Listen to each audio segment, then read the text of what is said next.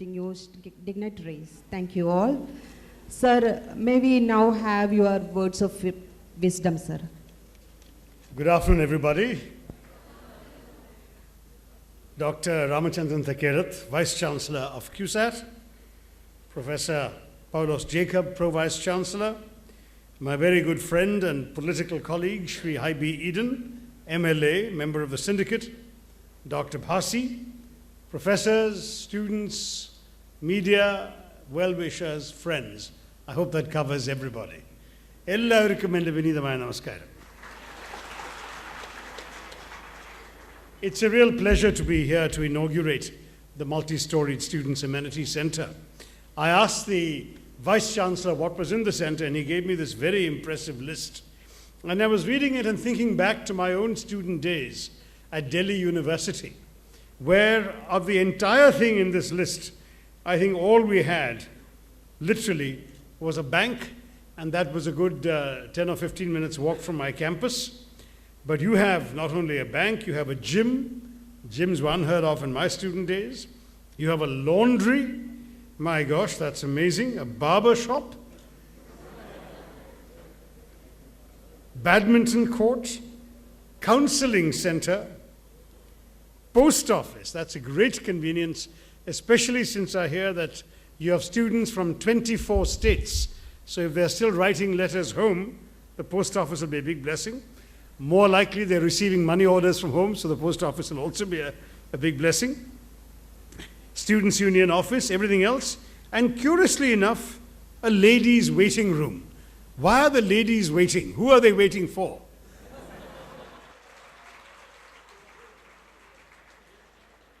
In my time, ladies never waited. We had to wait for them.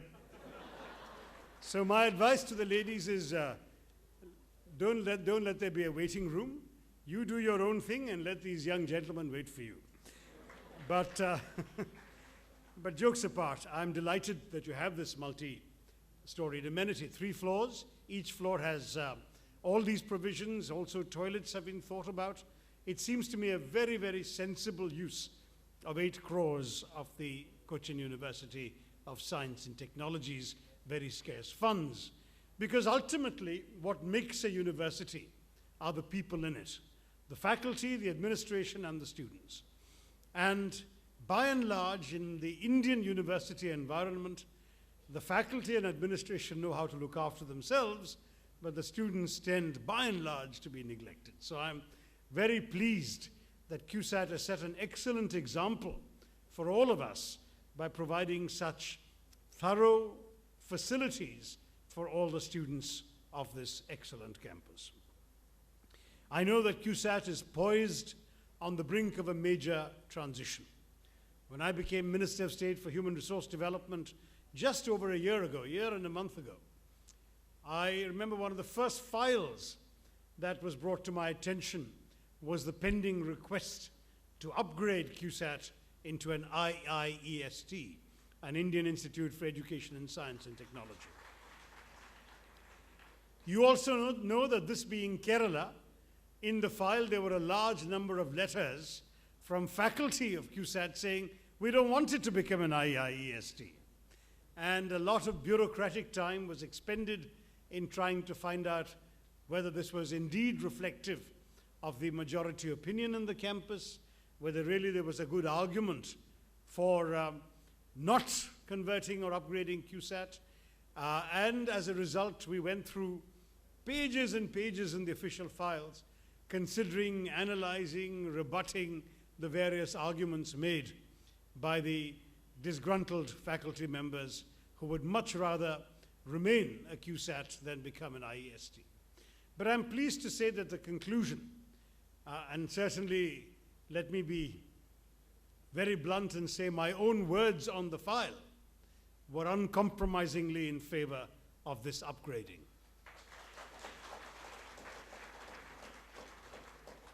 Cusat is an excellent institution. It is very highly reputed and very highly respected across Kerala. But it is an institution with national potential. And there are always limitations on what a state government can do when it comes to funding and financial support for high-quality technical institutions. The kind of work, the kind of research you're all doing requires funding. And I know the state government has been helpful. Hon'ble himself was in the forefront of efforts to persuade the finance minister to put some additional resources here. But if it becomes an IAST, the funding will of course be at a different order.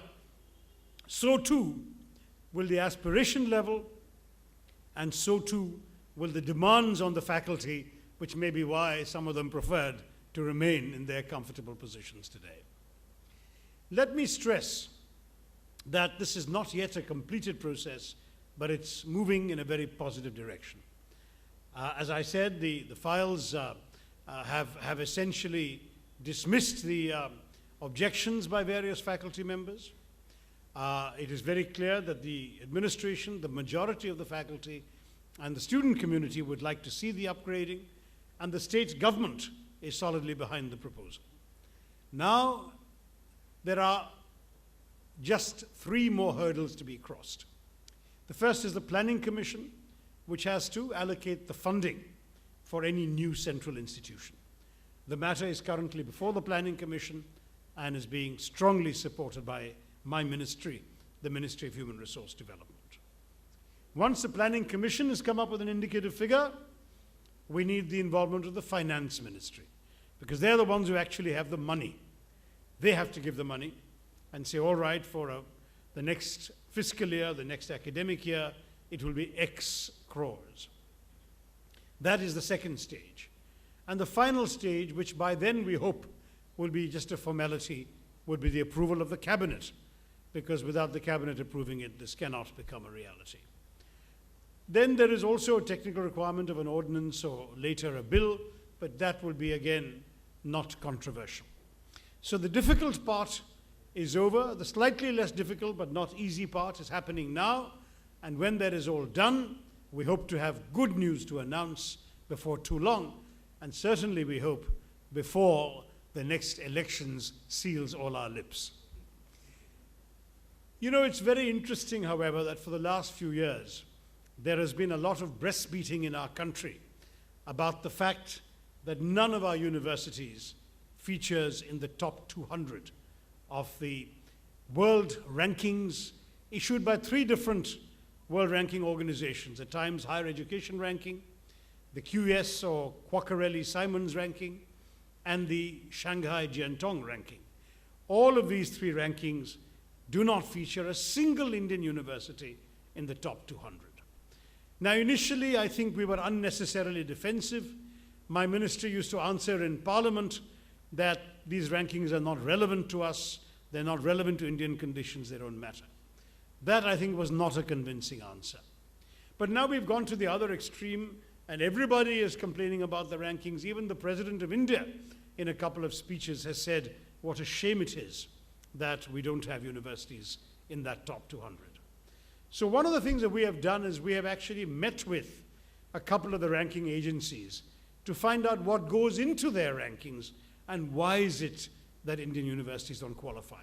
Not because the rankings are an end in themselves, but if the rankings reflect something that we are not doing right, we need to find out about it.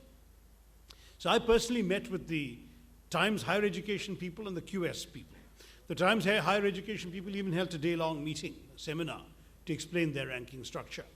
And one of the most interesting things I discovered is that in the Times Higher Education ranking, 30% of the ranking is just for research. Another 30% is for citations, and that is citations of published research. So basically 60% of the ranking of a university is entirely dependent on its research output and the extent to which this research output is cited elsewhere.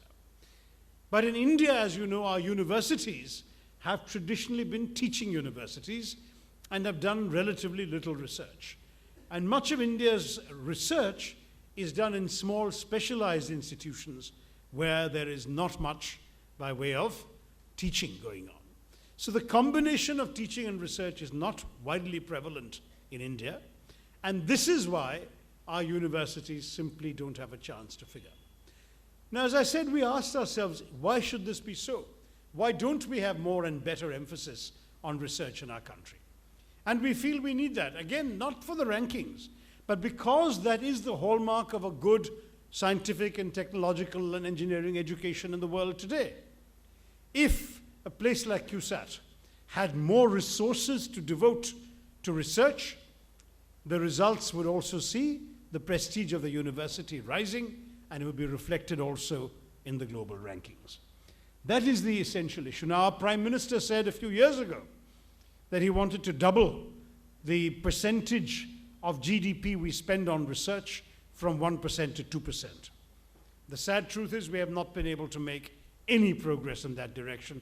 We're still at around 1%. So the problem is we're not being able to devote enough money to research. One of the reasons for that is that India, unusually, 80% of the research and development money that is spent in our country is spent by the government. Whereas in the Western countries, the developed OECD countries, 75% of all research and development expenditure comes from the private sector. Now, we can't become like the West, but we have a large and thriving private sector. Why can't they put more money into research? It's striking that a number of foreign companies, GE, Philips, IBM, employ more researchers in India than they do in their parent countries.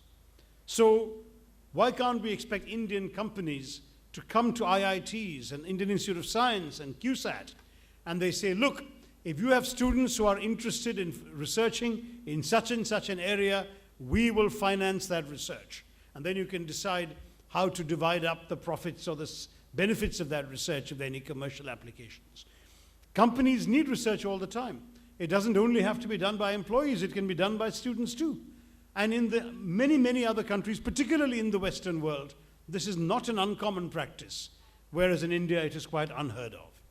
We need to be able to open the space, get more money into research, and we need to be able to help you young people to fulfill the potential that you undoubtedly have.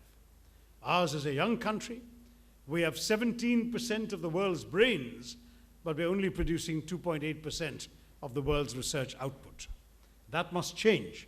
And one of the ways this must change is by improving the quality of an institution like Cusat and other scientific and technological institutions so that we can come up with cutting-edge, state-of-the-art research in the fields of study you're in, because there is absolutely nothing wrong with Indian minds. Indian minds have flourished everywhere in the world they've gone. Where we have failed you is in creating the structure for these minds to flourish and in creating the opportunities for you to actually take advantage of the era in which we live now, the era of the information revolution, the era of research and development. I've already spoken far too long. I'm actually supposed to be visiting my mother who lives in Kochi, so I'm going to leave.